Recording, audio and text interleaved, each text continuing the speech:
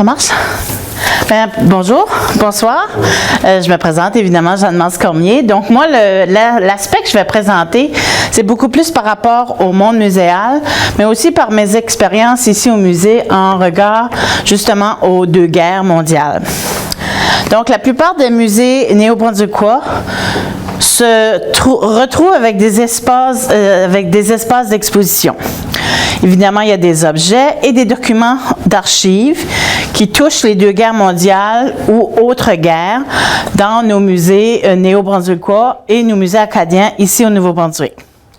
Que ce soit un présentoir, une section d'exposition ou bien un ou deux objets, tous en ont. Par exemple, le musée des pionniers de Grand-Digue.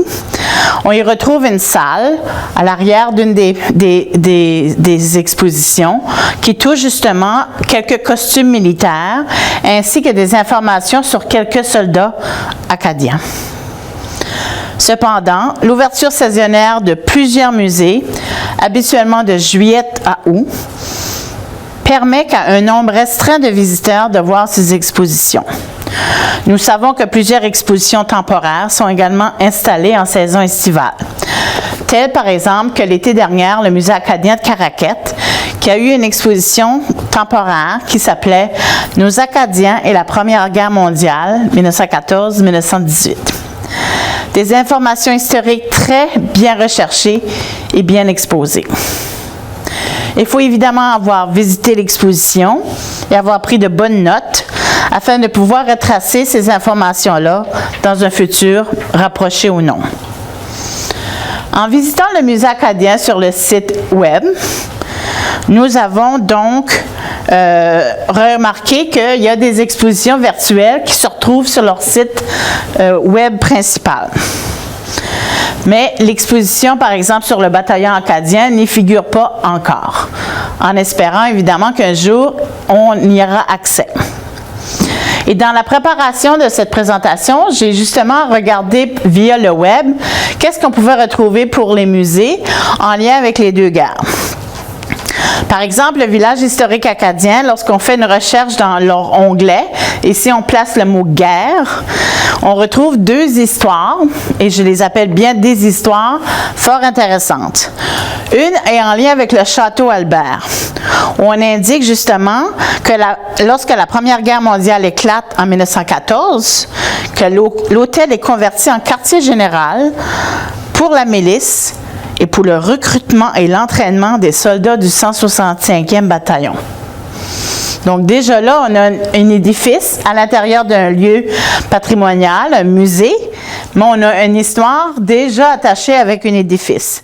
Et dans la recherche avec le mot « guerre », il y a un deuxième édifice qui est identifié, qui est l'Aumônerie. Donc, la Aumônerie ferme ses portes en 1914 à cause des conflits politiques et de l'attitude générale d'indifférence face au projet. Ce climat de mésentente et le déclenchement de la Première Guerre mondiale entraînent la fermeture de cette station piscicole. Donc, c'est intéressant parce que justement, c'est ça que je trouve qui est plus intéressant quand on regarde les musées ou les lieux patrimoniaux ou même les centres d'archives. Ce sont les histoires qui sont rattachées. Mais il faut quand même savoir réfléchir à faire une recherche sur le site web du village historique acadien et placer le mot « guerre ». Parce que si on circule sur leur site comme tel, ce n'est pas les premiers éléments qui vont ressortir. Donc, il faut vraiment aller chercher très pointu. Un autre musée du Nouveau-Brunswick, donc justement le musée du Nouveau-Brunswick, a eu une exposition qui a circulé, qui s'appelait « Des gens ordinaires en situation extraordinaire, les Néo-Brunswickois en temps de guerre 1914 à 1946 ». Donc, cette exposition du musée du Nouveau-Brunswick porte sur les expériences des gens du Nouveau-Brunswick pendant les deux guerres mondiales, que ce soit en mer, sur terre, dans les airs ou sur le front civil. Des gens ordinaires en situation extraordinaire. Puis, ça a combiné cette exposition-là, évidemment, des objets historiques ainsi que des images qui nous a amenés vers des objets militaires très intéressants du musée Et ils ont aussi, dans le contexte de cette exposition itinérante-là, emprunté des objets de d'autres établissements, dont des pièces du musée ici acadien de l'Université Moncton. Donc, cette exposition venait toucher aux diverses expériences des Néo-Brunswickois. Et lorsqu'on fait une recherche sur leur site web du Musée du Nouveau-Brunswick, là, on tombe sur une autre exposition virtuelle qui est rattachée à leur centre d'archives. Le titre de cette exposition, c'est « Marquer notre place, images et souvenirs des Néo-Brunswickois en temps de guerre ». Donc, même si l'exposition qui a circulé n'a pas encore sa place virtuelle, on a quand même quelques ressources qui se retrouvent sur leur site en lien avec les guerres. Donc, cette exposition virtuelle comprend des photos et des documents d'archives qui proviennent des archives du Musée du Nouveau-Brunswick. Et ça touche là différentes guerres. Les images brossent le tableau de multiples visages de la guerre. Donc, on se rapproche encore là beaucoup plus à des histoires, du contenu avec un peu plus de chair. Aux images des soldats au front s'ajoute celle des familles. Donc, c'est pas seulement l'histoire militaire. On a essayé, avec l'exposition, d'aller chercher quelques éléments familiales de ces personnes qui étaient au front ou encore qui étaient actifs sur le front civil. Ce qui m'apporte un peu plus à mes propres expériences ici au Musée acadien. Je dois dire qu'on a très peu de demandes du milieu de l'enseignement en lien avec les guerres. C'est sûr qu'on est le Musée acadien de l'Université Moncton, fait que souvent nos références ou les appels qu'on va recevoir des enseignants seront beaucoup plus attachés à la déportation des Acadiens. Mais j'ai quand même eu au fil des années quelques appels pour habituellement une ressource. Soit les agents culturels ou encore les enseignants communiquaient avec le Musée acadien pour savoir qui ils pouvaient aller chercher dans la communauté pour venir parler en salle de classe. Et c'est vraiment ça qu'ils voulaient. Ils veulent que quelqu'un rentre dans leur salle de classe avec une connexion, avec une histoire, leur histoire ou de la famille, et qu'ils racontent. Et c'était intéressant parce que les agents culturels posaient toujours la question, il faut aussi qu'ils savent s'adresser au niveau d'âge.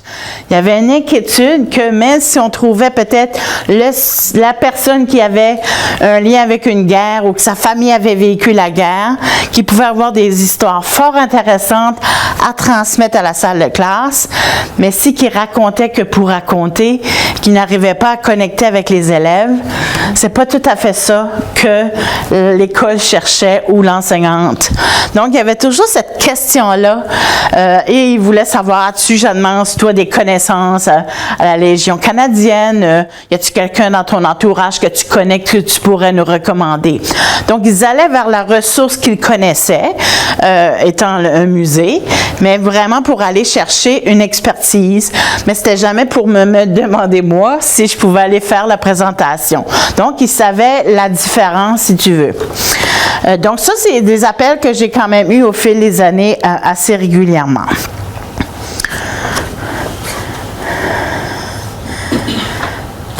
Puis, un autre élément qui est intéressant, tantôt, je vous ai mentionné différents musées, justement, qui avaient des collections. Et souvent, lorsqu'on visite un musée, tu vas avoir une explication. Habituellement, l'explication, ça peut être le nom de l'objet, peut-être la date, si on est chanceux, à qui il a appartenu. Mais ce n'est pas des histoires, ça.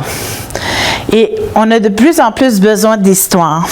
Parce que si on visiterait la plupart des musées du Nouveau-Brunswick, on trouverait pas mal de vestons militaires, pas mal de manteaux militaires, peut-être un fusil ou deux militaires. Et c'est à peu près ça qu'on pourrait peut-être en dire. Je pense qu'il faut regarder justement à bâtir ces histoires-là qui touchent ces objets militaires-là pour que ce soit non seulement juste des manteaux qu'on peut ranger dans des espaces fermés du public, mais des espaces qu'on pourrait peut-être les amener un peu plus proches des élèves. Mon questionnement, c'est qu'on ne connaît peut-être pas les histoires de ces gens à qui ils ont appartenu, ces vestons. On n'a peut-être pas encore assez fait de recherche dans nos collections muséales pour justement pouvoir bien les décrire, bien les expliquer, pour que là, ensuite, en salle de classe, on puisse les élaborer. une des raisons pourquoi j'ai tellement apprécié l'exposition que j'ai vue l'été passé au Musée acadien de Caraquette, ou parce qu'on avait vraiment pris le temps d'aller chercher justement l'histoire locale. Donc, c'était des soldats de la région, mais il y avait des bons textes explicatifs.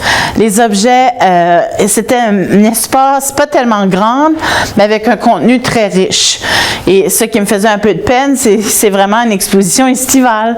Donc, l'été prochain, ce ne sera plus la même exposition qui sera en salle d'exposition, mais bel et bien une nouvelle. Parce que les réguliers, ceux qui vont au musée souvent, veulent voir des choses nouvelles.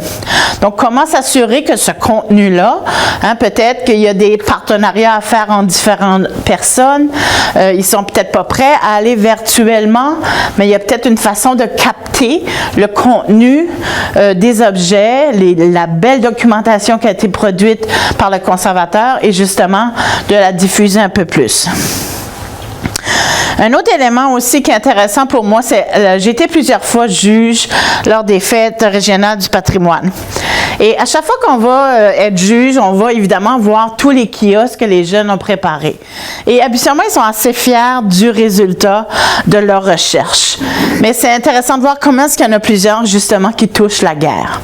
Parce que quand on fait l'exercice des fêtes régionales, quand on fait une présentation publique, les jeunes sont souvent demandés d'aller chercher quelque chose qu'ils connaissent, quelque chose dans leur famille. Donc, oui, il va y avoir quelques kiosques qui vont parler de la déportation des Acadiens. Oui, il y aura peut-être un kiosque qui va parler de l'alimentation, etc. Mais il y en a plusieurs qui parlent justement de la guerre. Et dans ces kiosques-là, souvent, il va y avoir des objets. Ils sortent de chez eux, de leur propre demeure, quelques pièces qu'appartenaient à un arrière-grand-père ou un grand-grand-oncle, et ils en parlent. Et c'est vraiment avec une belle énergie, une belle explication, et ils sont très fiers de montrer leur histoire. Les autres aussi, les autres kiosques, on parle. Mais si on parle d'alimentation, il y a peut-être moins une connotation. Chez moi, on faisait des tourtières et des pâtés que si on dit « mon arrière-grand-père a été à la guerre » ou « dans ma famille, on a vécu ceci », l'élément connecteur est beaucoup plus fort. Et souvent, c'est le jeune lui-même qui a été interviewé, quelqu'un qui s'en souvient peut-être de l'histoire de la famille ou encore qui a porté l'objet comme tel au kiosque. Et ces présentations-là m'ont toujours touchée parce que souvent, les jeunes en connaissaient plus que moi. Leur histoire était beaucoup plus personnelle et ils pouvaient la décrire d'une très, très bonne façon. Pour ceux qui n'ont jamais vu des fêtes du patrimoine, ils sont soit 1 ou 2 par kiosque et c'est eux qui doivent nous faire leur présentation. Donc, ils doivent connaître leur contenu. Ils doivent pouvoir nous vendre, surtout quand on est juge, parce qu'ils espèrent pouvoir être les gagnants. Fait qu'ils aiment bien pouvoir bien vanter, bien présenter qu'est-ce qu'ils ont trouvé comme recherche au fil de leur session. Également, en faisant cette présentation, j'ai réalisé qu'il y a beaucoup de ressources maintenant que les musées ont accès. Puis je crois que c'est des ressources que les historiens, les conservateurs, les muséologues ont peut-être accès, mais que le monde de l'enseignement n'ont pas nécessairement accès par rapport au temps que ça peut demander.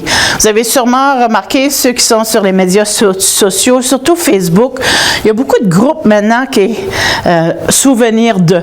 Donc, souvenirs de la péninsule acadienne, souvenirs de Bathurst. Fait que souvent, on va suivre ces pages Facebook qui sont de nos régions.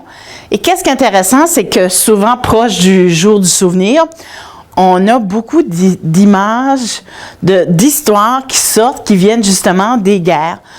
Donc, ça, ces éléments qu'en tant que personne qui fait de la recherche, on va peut-être essayer de les capter. Et nous, on peut ensuite rentrer en communication peut-être avec la personne qui l'a mis sur le Facebook. Et là, voir s'il n'y a pas une possibilité d'avoir de l'information de plus, peut-être emprunter la photo pour une exposition, voir qu'est-ce qu'il y a d'autre derrière. C'est sûr que nous, on fait ça un peu plus à longueur d'année, oui, longueur de journée, c'est un peu plus dans notre travail. C'est sûr que pour un enseignant, c'est beaucoup plus problématique d'essayer de voir qu'est-ce qui passe. Parce qu'on sait bien que les médias sociaux, c'est très vite, il faut presque le voir quand il passe, sinon c'est difficile des fois à le rattraper. Mais c'est une source qui est de plus en plus présente, qui ne l'était pas là 2 ans passés. Donc, juste pour dire que c'est intéressant de voir qu'il y a encore beaucoup de contenus qui sont dans les communautés, puis il y a encore beaucoup de choses qui ne sont pas dans les musées, ni dans les centres d'archives.